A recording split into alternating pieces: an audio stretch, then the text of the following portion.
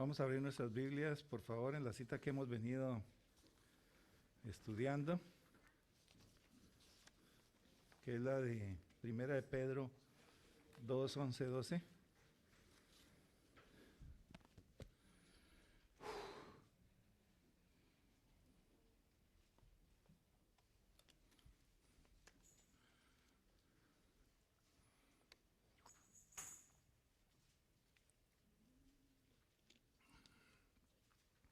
Amén.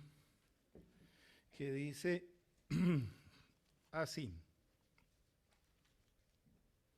Amados, yo os ruego como a extranjeros y peregrinos que os abstengáis de los deseos carnales que batallan contra el alma, manteniendo buena nuestra manera de vivir entre los gentiles, para que en lo que murmuran de vosotros como de malhechores, glorifiquen a Dios en el día de la visitación al considerar vuestras buenas obras.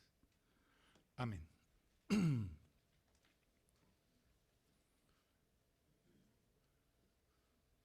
Ya le encontró la cita al hermanito, alguien que esté ahí junto a él y que le ayude con lo de las citas.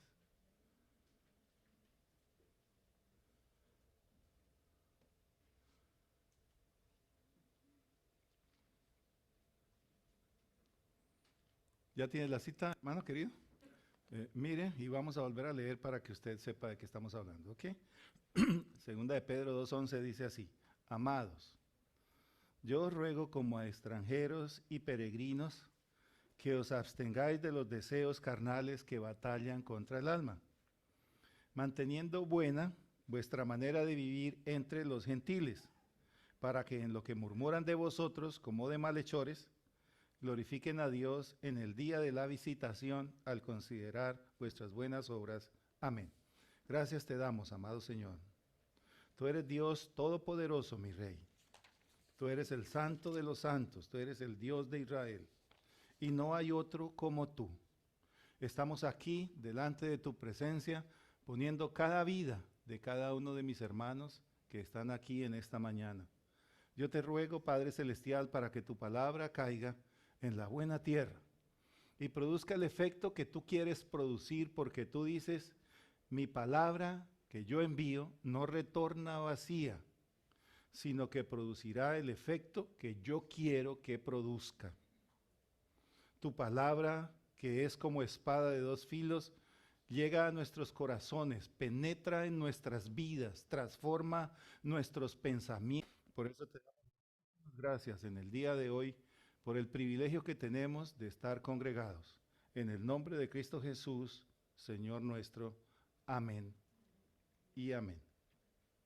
Estamos viendo esta parte de lo que el apóstol Pedro le escribe a las iglesias y la recomendación que nos da. ¿Se acuerdan? De cómo nosotros debemos mantener buena nuestra manera de vivir. Que si nosotros decimos que somos hijos de Dios, debemos ser luz verdaderamente, debemos ser sal de la tierra, debemos portarnos verdaderamente como hijos de Dios con todas aquellas personas que tienen contacto con nosotros. Debemos mantener buena nuestra manera de vivir. A muchos de nosotros nos da pena decir que somos cristianos por las cosas que hacemos, porque actuamos igual que los que no tienen conocimiento del Señor, mentimos igual, hacemos chorizo igual. Y el Espíritu de Dios quiere que nosotros seamos diferentes, que nosotros seamos un pueblo único. ¿Para qué? Para que todas las naciones, para que todos los hombres tengan la oportunidad de conocer y de glorificar a Dios. Y nos habla de que glorifiquen a Dios en un momento especial. ¿En qué momento es? En el día de la visitación, en el día del examen, en el día en que el Señor viene a probarnos a cada uno de nosotros, en el día en que el Espíritu de Dios viene a dejarnos ver qué es lo que hay dentro de nuestras vidas. Si hay cosas buenas, si hemos hecho lo correcto o hemos hecho lo incorrecto. Y veíamos la semana pasada un ejemplo de alguien que decidió en su corazón hacer la voluntad de Dios. ¿Se acuerdan? De alguien que decidió mantener buena su manera de vivir en medio de todos los que le rodeaban. Y vimos el ejemplo de David. Cuando David estaba siendo perseguido por Saúl, en medio de esa tribulación tan grande, en medio de esa situación que no duró 1 ni 2 años, ni 7 meses, duró años y años y años siendo perseguido para matarlo, porque no lo quería vivo, porque Saúl sabía de las promesas que Dios había hecho respecto del trono de Israel a David, y lo quería matar porque quería el trono para sus hijos, para que se perpetuara su descendencia. Por eso lo quería desaparecer de la tierra.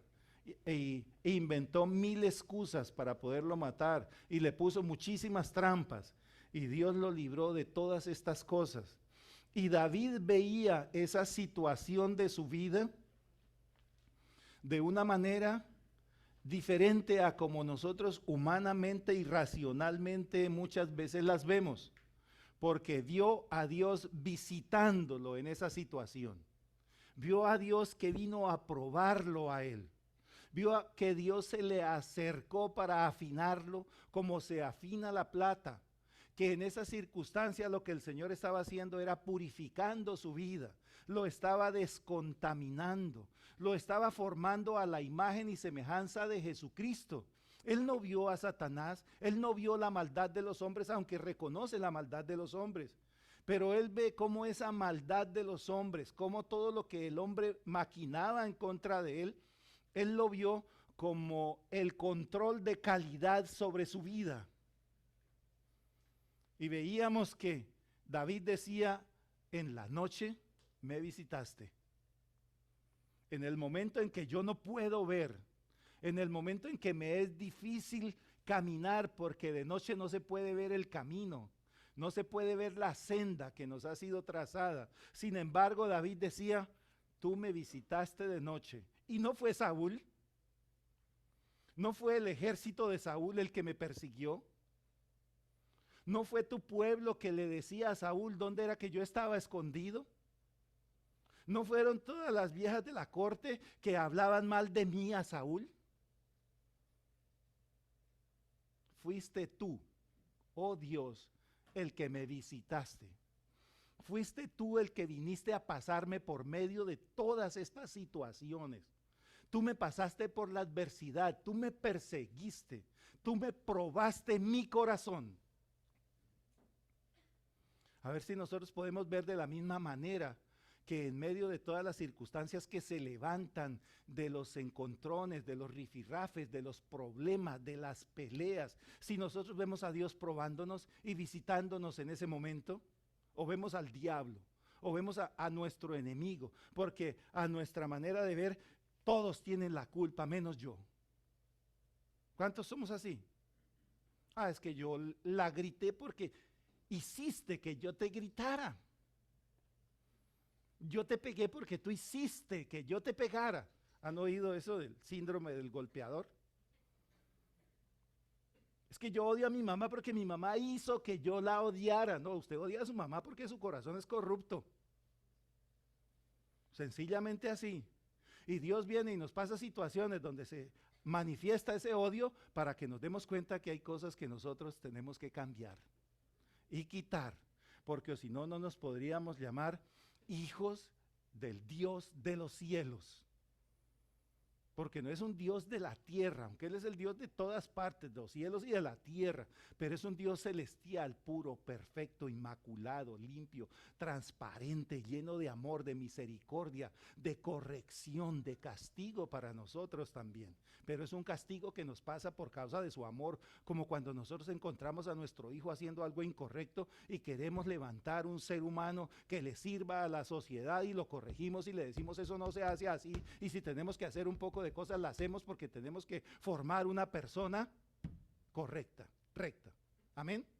Así es nuestro Dios, pero nuestro Dios no nos corrige para que nosotros vivamos correctamente en la sociedad solamente, nos corrige para que seamos iguales a Él. Porque yo tengo toda la información genética de mi papá, que se llamaba Ángel María Vargas. Ángel María Vargas Romero, se llamaba mi papá. Y nació el 8 de abril de 1900. Tendría 121 años si estuviera vivo. Yo nací de milagro. Pero tengo toda la información genética de él. A mí me examina mi ADN y tengo toda la información de él. 99.9%. Porque cuando iba a venir a este país, por la diferencia de edad que tengo yo con mi hermana Mireya, que me había pedido hace un montón de años, y no había una manera de comprobar el vínculo, entonces nos hicieron un examen de ADN y salimos 99.999% compatibles. Hijos del mismo papá y de la misma mamá, y ella me lleva a mí un montón de años. No les digo porque a ella no le gusta decir la edad.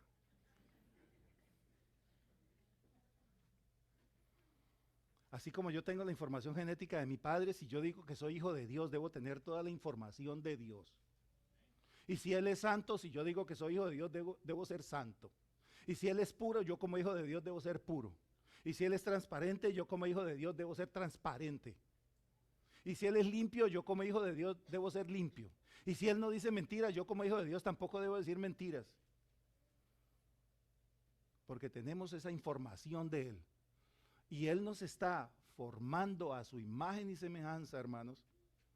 Y nos dio un ejemplo, un modelo que nosotros debemos seguir, y es su Hijo Jesucristo, para que nos parezcamos a Él. Así como Jesucristo, la Escritura dice, nos demuestra, nos comprueba que fue puro en todo lo que hizo, limpio y perfecto, así nosotros tenemos que llegar a ser.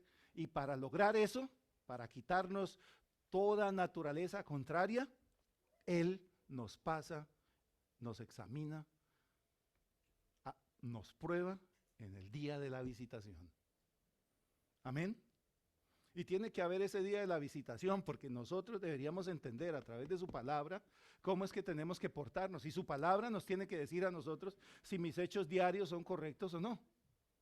Pero como no hacemos caso muchas veces a la palabra, entonces tiene que venir ese día donde somos pasados por el fuego, el día de la visitación. Y David fue pasado por ese día. Y no vio enemigos, vio al Señor. Y dijo, me probaste de noche, probaste mi corazón y hallaste nada en mí. Y nada hallaste en mí. Nada inicuo hallaste en mí. ¿Por qué? Porque he resuelto que con mi boca no voy a hacer transgresión. Y por ahí hay un dicho que dice que de lo que está lleno el corazón, habla la boca. Y él no transgredió con su boca, o sea que su corazón estaba limpio. Nuestras palabras y nuestros hechos demuestran quiénes somos nosotros. En su boca no fue hallada transgresión. Veíamos esa parte. ¿Por qué? Porque David había resuelto no transgredir.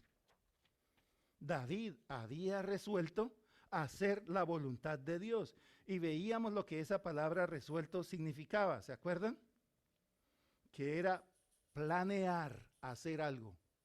David había planeado comportarse de una manera limpia, santa, leal con los demás. Si hay algo que es horrible es la deslealtad. David había resuelto ser leal, ser fiel, no ofender a nadie con su boca. Y veíamos que aún de las obras de la carne, esa que nos advierte Pedro aquí, de que nos comportemos no haciendo las obras de la carne, los apetitos y los deseos carnales, David se comportó de esa manera. ¿Por qué? Porque obedeció la palabra que salía de los labios del Señor. El seguir sus mandamientos lo llevó a David a ser limpio en todo. Dice en Santiago en el capítulo 3,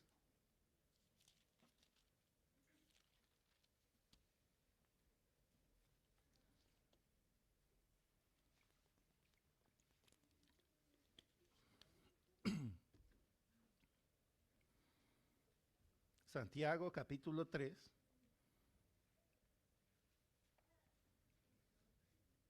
El verso 2.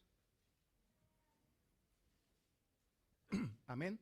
Santiago capítulo 3, verso 2. Dice, porque todos ofendemos muchas veces. Fíjense lo que dice el Espíritu. Todos nosotros ofendemos muchas veces. Si alguno no ofende en palabra, este es varón perfecto, capaz también de refrenar todo el cuerpo. Capaz también de refrenar todo el cuerpo.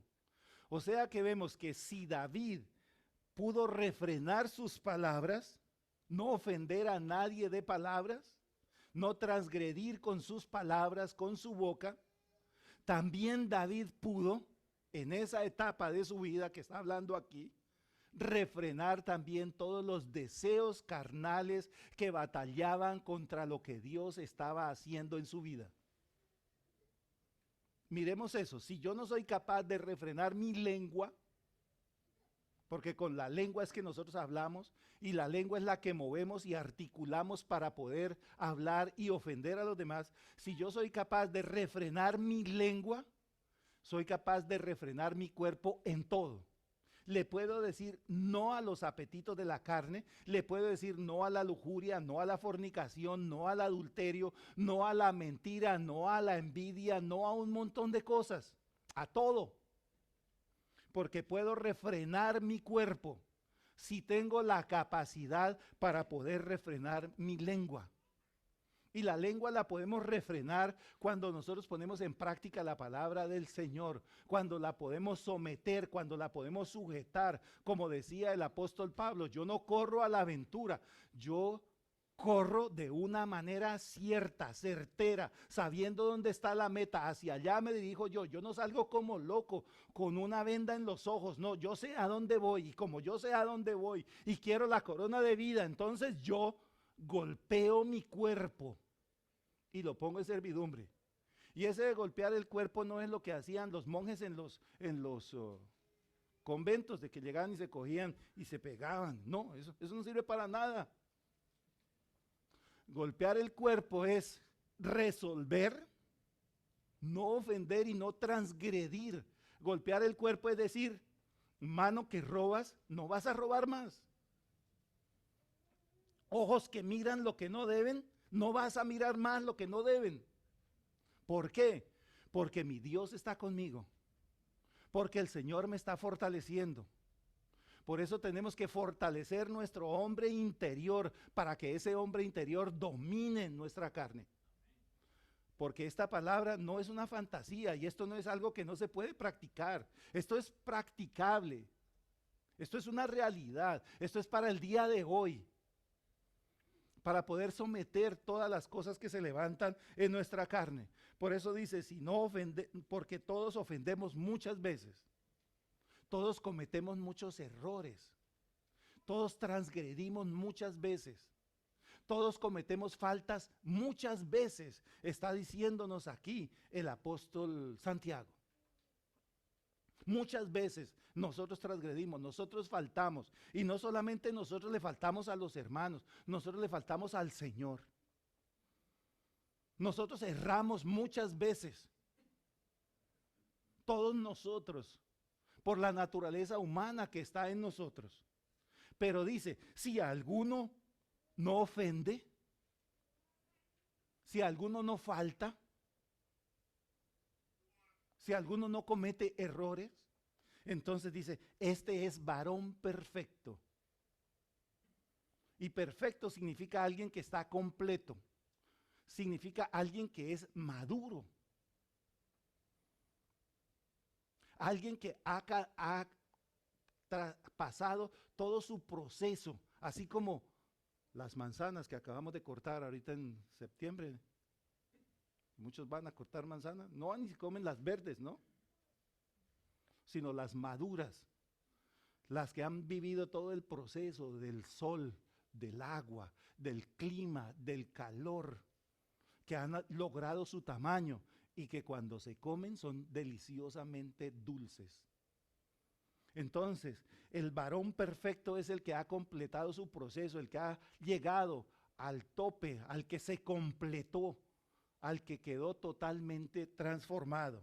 Dice, y este que ha alcanzado este proceso, este que ha llegado al final de esa obra, es capaz de refrenar su cuerpo si refrena su lengua. Porque podemos ver en el 3, dice, he aquí nosotros ponemos freno en la boca de los caballos para que nos obedezcan y dirijamos así todo el cuerpo. Al caballo se le pone una rienda en la boca para que obedezca.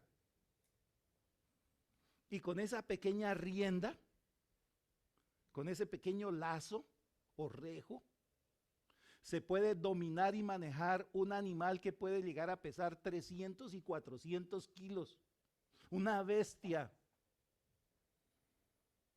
Yo pienso que la bestia, que es nuestra carne, pesa más de unos 800 kilos. Es como un rinoceronte. Difícil de manejar. Pero si se le coloca freno, se puede controlar. Nos está diciendo, dice, miren a los barcos, dice el 4, mirad también las naves, aunque tan grandes y llevadas de impetuosos vientos. Un barco enorme, gigantesco, de miles de toneladas, aunque Pablo estaba viendo esos barcos que hacían en esa época de madera y todas esas cosas que eran grandes y cabía mucha gente en esos barcos, decía, por más grande que sea el barco, un pequeño timoncito lo maneja. Un pequeño timoncito lo gobierna. Dice, así también la lengua nos puede gobernar a nosotros. La lengua no es el órgano más grande del cuerpo, es muy chiquitito. Pero la lengua es lo más peligroso que tenemos nosotros, hermanos. Porque con la lengua podemos adorar al Señor, pero con la lengua también podemos matar, podemos ofender, transgredir, errar, ofender, humillar, menospreciar. ¿Cuántas cosas no hace nuestra lengua? Entonces, si alguno refrena esa lengua, es varón perfecto. Y para refrenar la lengua se necesita que el varón que está en nosotros sea lo suficientemente fuerte para ponerle freno a esa lengua como se le pone freno a un caballo y lo pueda manejar. Y ese freno es esa fuerza, esa capacidad, ese poder que levantó a Cristo de los muertos, que el Señor nos da a nosotros también para poder refrenar todos nuestros apetitos, incluso la lengua. Amén, hermanos amados. Así que necesitamos fortalecernos mucho en el Señor para que la lengua, para que la boca no nos saque a nosotros de la sincera fidelidad a Cristo. Podemos ver, hermanos, entonces que todos necesitamos que nos visite el Señor porque necesitamos conocer qué es lo que hay en el corazón, la obra que Dios está haciendo en nosotros. Necesitamos saber si va en el segundo piso, si ya se hizo los cimientos, si ya se hizo el celar, si ya se está haciendo el primer piso, cómo va la plomería. Todas esas cosas nosotros tenemos que saber cómo está nuestra obra. La obra de cada uno de nosotros va a ser probada. Ninguno de nosotros va a eludir ese día. Ninguno. Ninguno. Todos vamos a pasar. Si queremos alcanzar la imagen del Señor y ser purificados como Él, vamos a pasar por ese día. Lo vamos a vivir. Veamos lo que dice Primera de Corintios, el capítulo 3.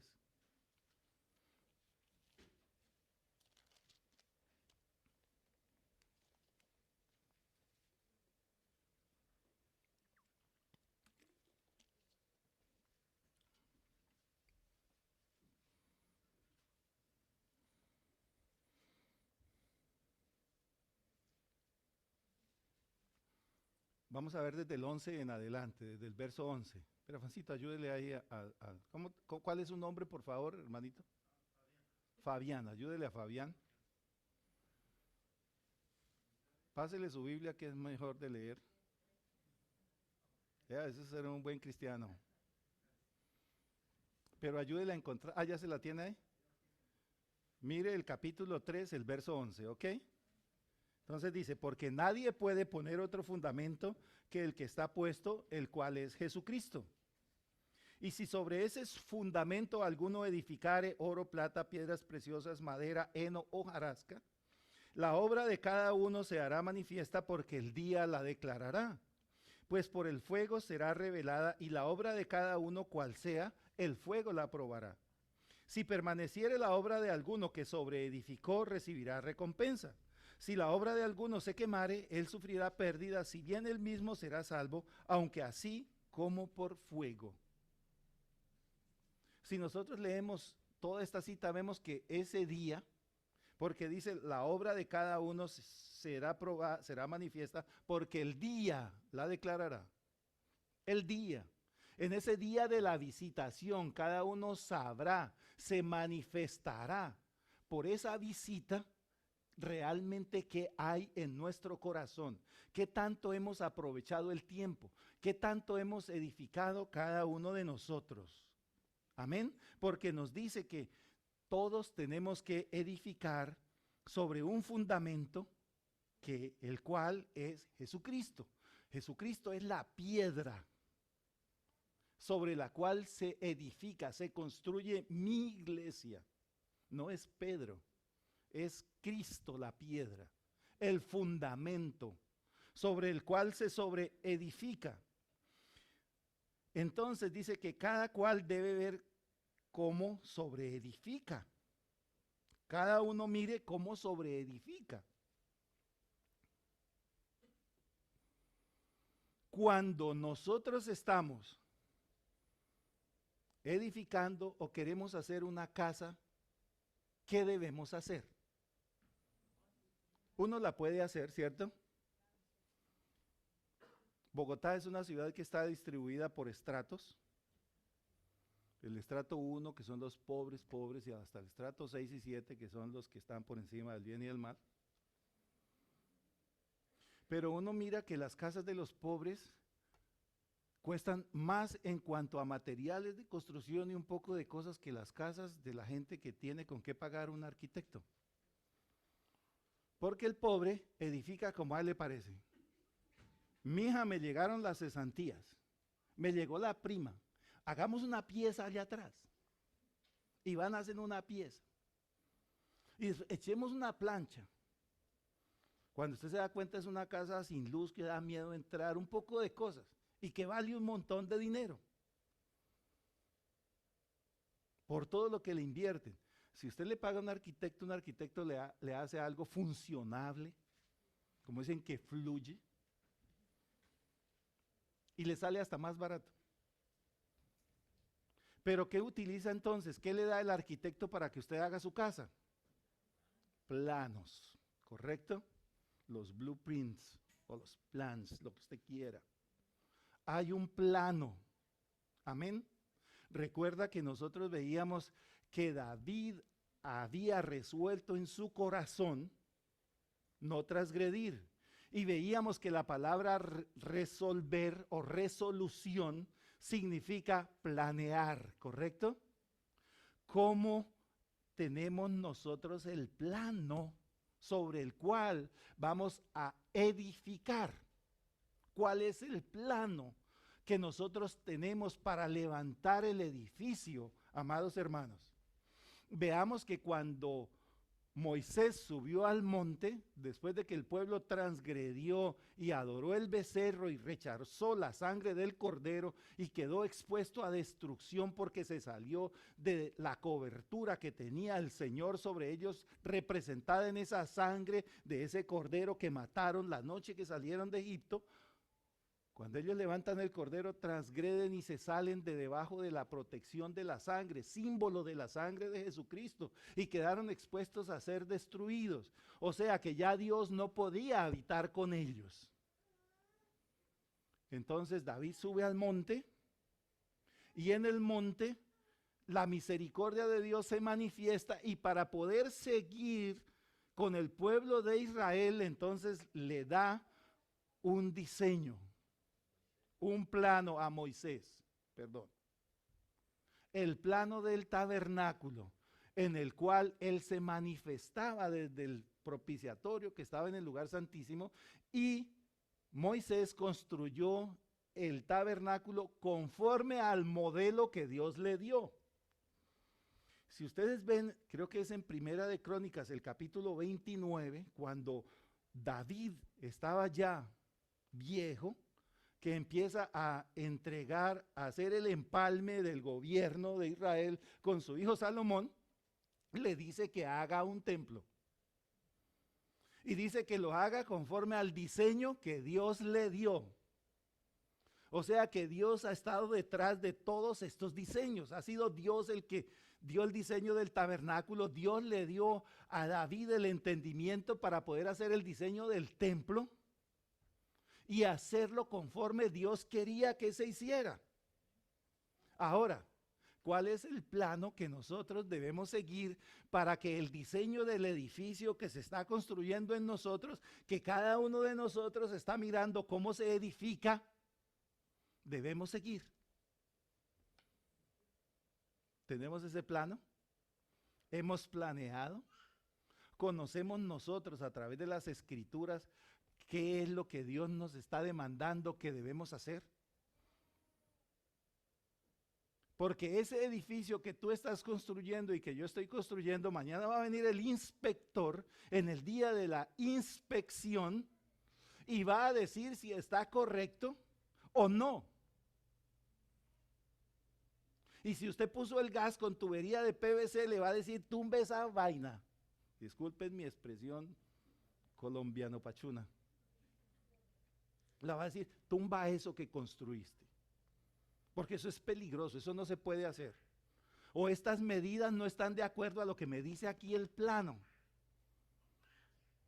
Por eso el Espíritu nos dice claramente aquí, entonces, perdón, se me olvidó dónde estamos leyendo. Dice, cada uno mire cómo sobreedifica.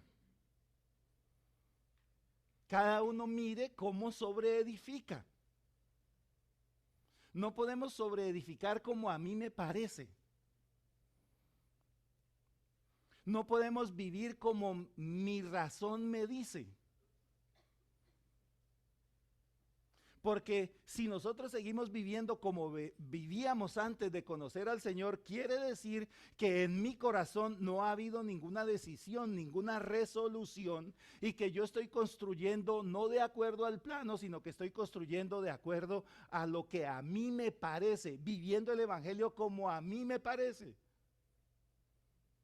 Cuando tenemos un modelo a seguir para poder construir nuestra vida espiritual. Y la Escritura nos dice, el Señor Jesús les decía, escudriñad las Escrituras, porque ellas dan testimonio de mí. Si nosotros escudriñamos las Escrituras juiciosamente como el Espíritu de Dios nos recomienda, vamos a tener el modelo que debemos mirar todos los días para seguir construyendo nuestra vida en Cristo, amados hermanos. Porque de lo contrario, si no miramos el modelo, vamos a hacer no un edificio, sino vamos a hacer un adefesio, que va a tener que ser destruido en el día del examen, en el día de la visitación. Porque el día declarará lo que cada uno ha construido. Si has construido oro, plata, piedras preciosas, madera, heno, hojarasca. Porque nos habla como de dos grupos, dos naturalezas diferentes, ¿cierto? El oro, la plata y las piedras preciosas, usted le puede meter la temperatura que quiera, altas temperaturas, y no se van a dañar. Pero si usted le pone a su casa, que la hizo de madera, de heno y de hojarasca, le pone fuego, va a quedar totalmente hecha cenizas. Entonces, esos dos grupos representan la naturaleza de Cristo en el oro, la plata y las piedras preciosas, porque la naturaleza de Cristo es eterna e indestructible. Y la naturaleza humana, carnal, animal y diabólica, representada en la madera, el heno y la hojarasca, se destruye. Se quema. desaparece.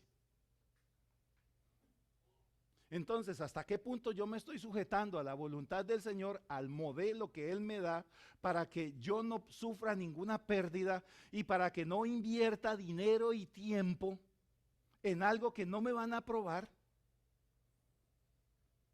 Yo les hablo así,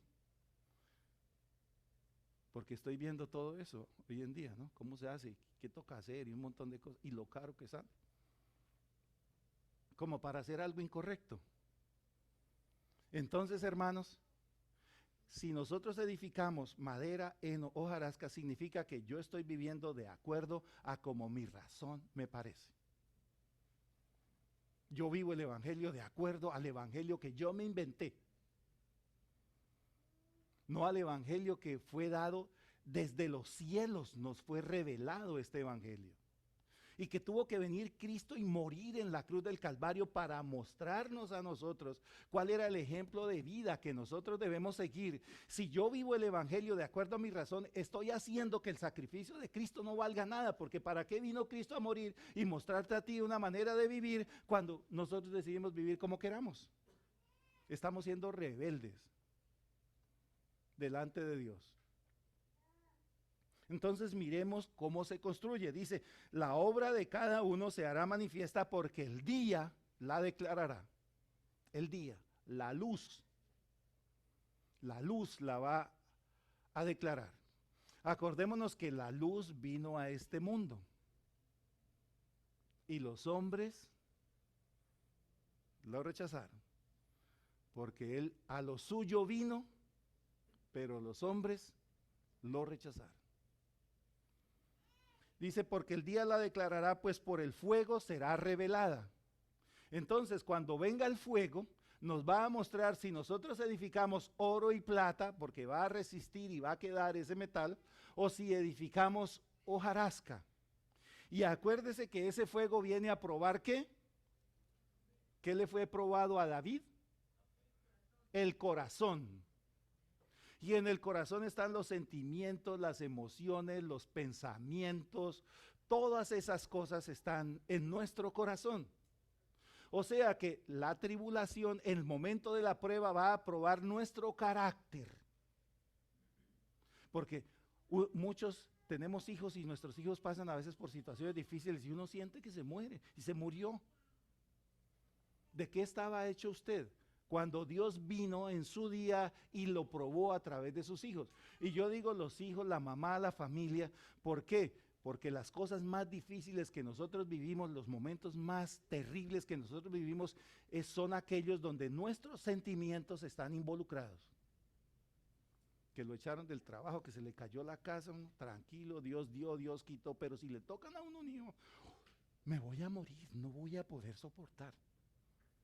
Entonces, en el momento de la prueba, en el momento de la situación difícil, se nos manifiesta lo que nosotros somos, la seguridad, la confianza que nosotros tenemos en el Señor, si es suficiente para que prevalezca, si está probada, si esa fe es real, si la confianza es verdadera, porque acuérdense que la fe y la confianza son una misma cosa. ¿Y qué simboliza? ¿O con qué símbolo comparamos nosotros la fe? Con el oro.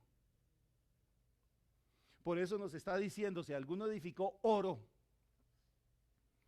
si alguno puso verdaderamente el fundamento de la fe, y no la fe nuestra, la fe de Jesucristo, con la fe que Él vivió, y con la fe que Él murió en la cruz, sabiendo que su Padre lo iba a resucitar después de muerto, porque murió confiado en su Padre. En el momento de morir, cuando expiró, le dijo: Padre, en tus manos está mi espíritu. Tú me vas a cuidar aún después de que este cuerpo se muera.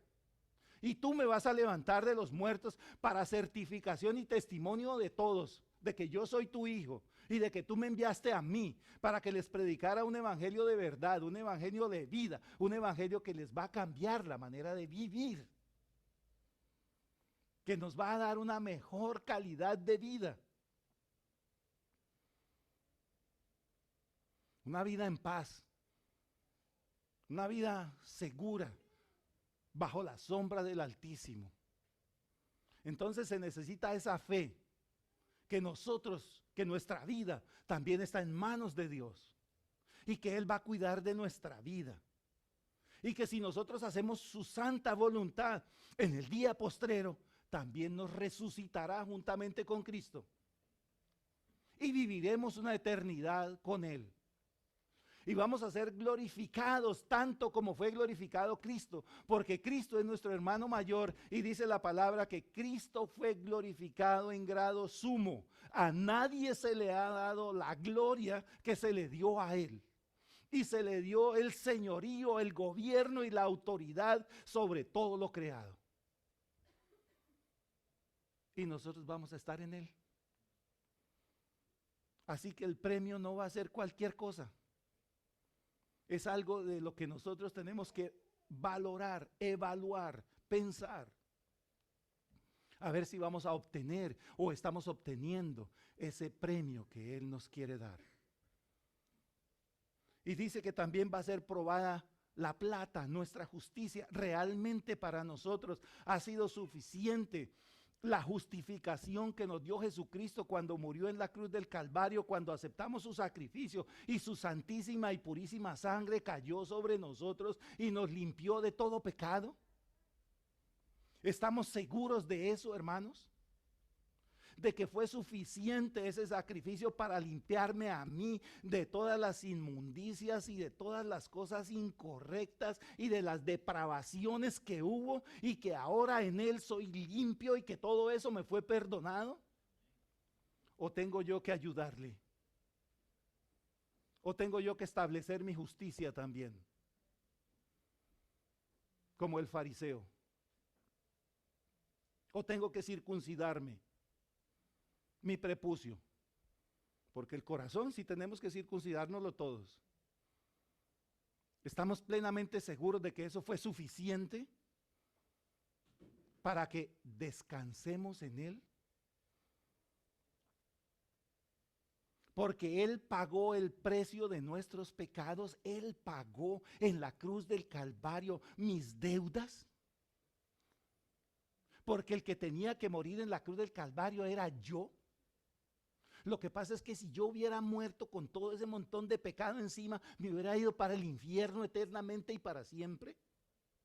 Y Él con su sacrificio le dijo al Padre: no dejemos que este tipo muera, yo voy y muero por él.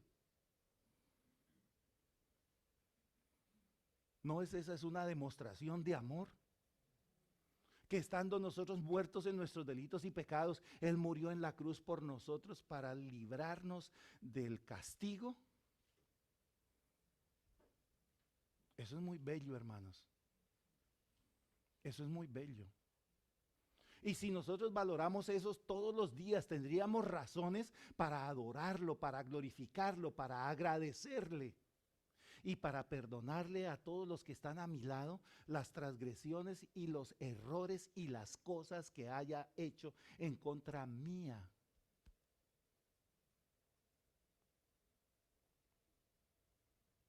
Porque ¿cómo nos vamos nosotros a alegrar en el perdón que Cristo nos dio cuando no lo he experimentado?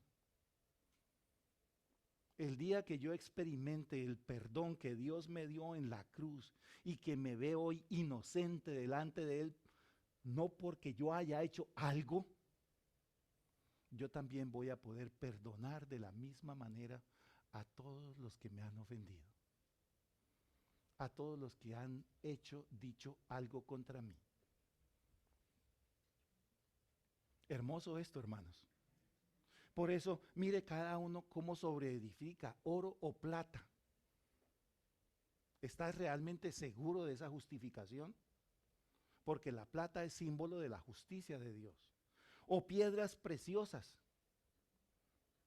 Todos esos atributos de la naturaleza de Cristo que es precioso. Es más precioso que una esmeralda, gota de aceite, que son las más caras.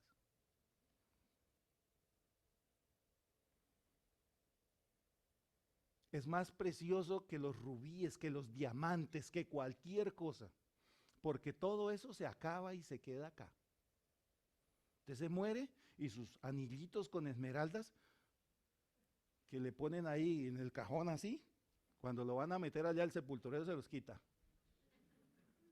Y si tiene un dientito de oro, también tiene un alicate y se lo saca. Porque a ustedes no va a comer más, no necesita el dientito, pero el sepulturero sí lo puede vender. Nada de eso nos vamos a llevar. Pero sí nos vamos a llevar la fe, la justicia, el amor, lo que hemos hecho por los demás. Hay un dicho que no está en la Biblia que dice que cuando uno se muere, deja todo lo que tiene y se lleva todo lo que dio. Eso no es bíblico, pero es una gran verdad. Entonces entendamos que es la preocupación que nosotros debemos tener y por qué cosas nosotros debemos trabajar. ¿Y qué es lo que nosotros debemos sobreedificar en ese fundamento? Porque tenemos un modelo, Cristo. Y cuando le dijeron, maestro, ¿dónde vives? Déjanos estar con nosotros. Dice, el Hijo del Hombre no tiene, las zorras tienen cuevas donde descansar. El Hijo del Hombre no tiene ni una piedra donde reposar su cabeza. Porque nada de lo de aquí es vital. Amén, que necesitamos una casa para vivir, un carro para desplazarnos, un vestido para cubrirnos. Pero nos dice el Espíritu, no te preocupes por nada de eso. Que si tú buscas el reino de los cielos y su justicia, yo te lo voy a añadir. Y no significa eso que mañana no se levanten a trabajar, porque si no trabajan, no comen, no pagan el arriendo. Pero significa que no pongas tus ojos en eso, no vivas por eso. Eso no es lo más importante. Lo importante es que cultives el agradecimiento por el Señor que vino y murió por ti en la cruz y te dio la vida eterna, para que vivas para siempre delante de Él. Y dice que cuando estemos con Él, vamos a vivir cosas que ojo no vio, ni oído oyó, que ninguno se ha imaginado siquiera.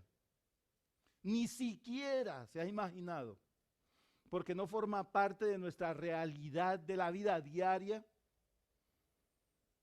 que Dios nos va a dar o les va a dar a los que alcancen ese galardón, esa vida eterna. ¿No les pica la curiosidad de saber qué es?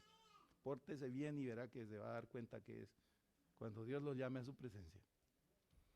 Pero es algo inexplicable que no podemos definirlo porque no, hombre alguno no lo ha pensado. Debe ser maravillosísimo, hermanos. Ni las playas de Santorini se parecen en algo a eso.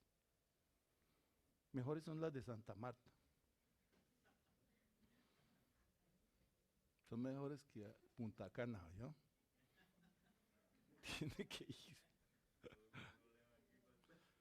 Me voy a echar enemigos aquí hoy. Entonces, porque cada cual defiende lo que tiene. Pregúntele a cuál es la mejor comida. El mangú, ¿cierto? Para mí es el sancocho, vos del mangú.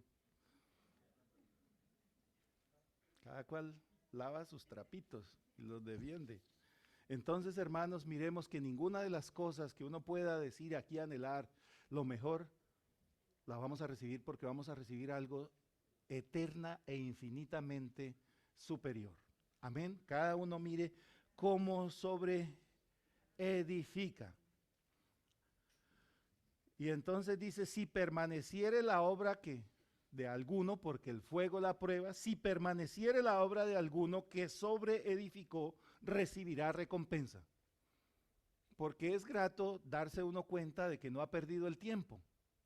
Muchas veces uno se da cuenta, yo llevo en la iglesia cristiana como 34, 30 y pico de años seguidos, y yo he perdido el tiempo en muchas cosas respecto de lo que hay en mí, y eso defrauda. Pero qué bueno cuando uno dice, uy, pude salir de esto, pude perdonar a mi papá, pude perdonar a la tía que me echó de la casa, pude empezar a tener una buena relación con mi familia. Eso es muy grato, hermanos, eso es muy hermoso. Eso es más gratificante que me pude lograr una pensión de $7,000 y odia a todo el mundo.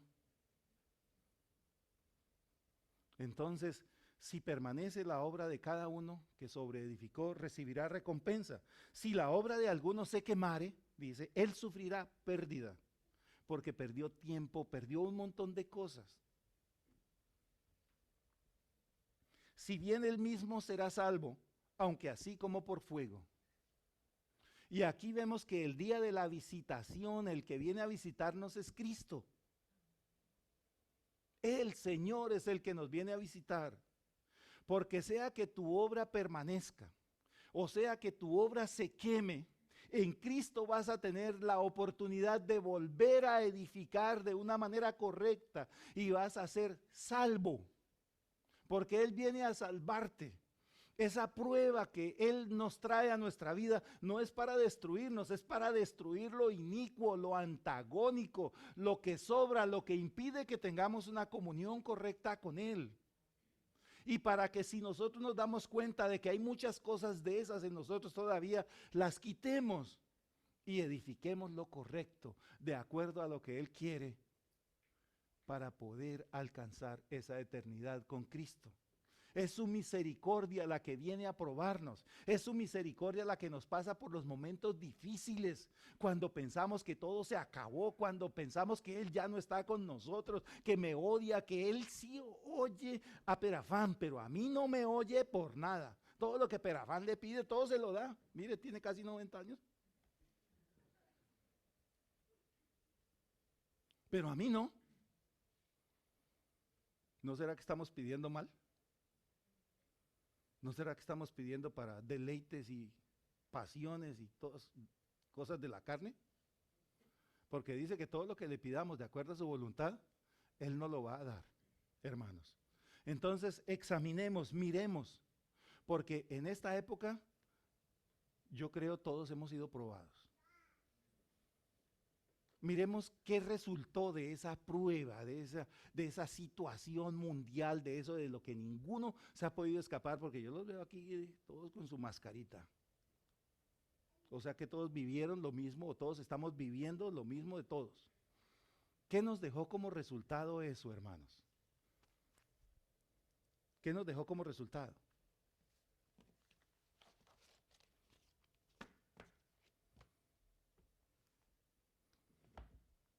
Miremos, ¿qué nos dejó como resultado? ¿Somos mejores cristianos hoy en día?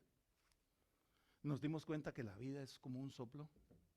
¿Que en cualquier momento caigo como un pollo?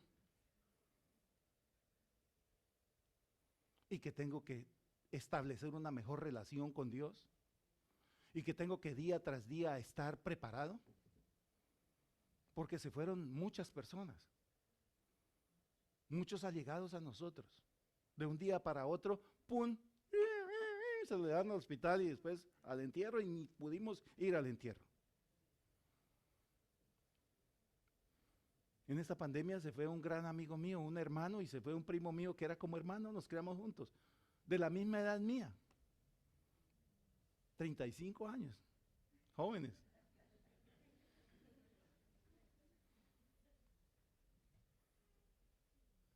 Y es muy triste eso, hermano.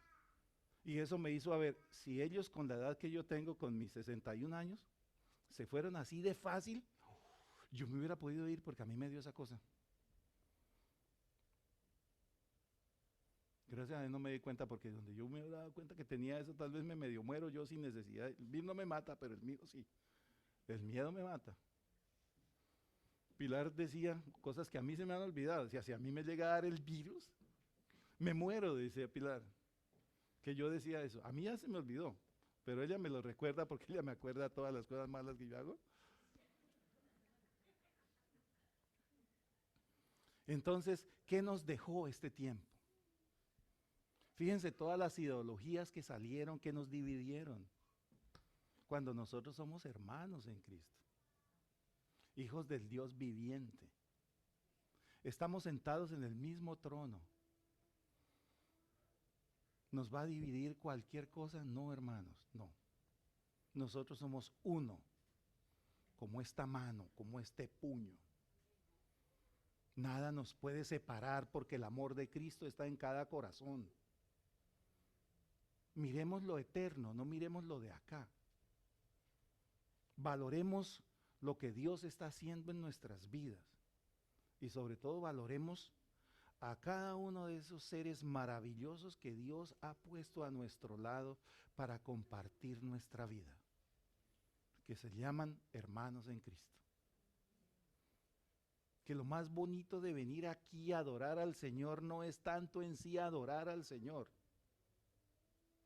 sino con quién lo adoramos, la compañía con la que estamos. Porque lo que Dios hace en nosotros se llama amor. Entonces, miremos qué nos ha dejado este fuego. Y si nos ha dejado cosas incorrectas, por favor, cambiemos. Porque el fuego, el día, nos mostró que había dentro de nosotros. Amén. Vamos a ponernos en pie y dejamos ahí para la próxima semana. Qué pena con los que estaban programados que no los deje predicar.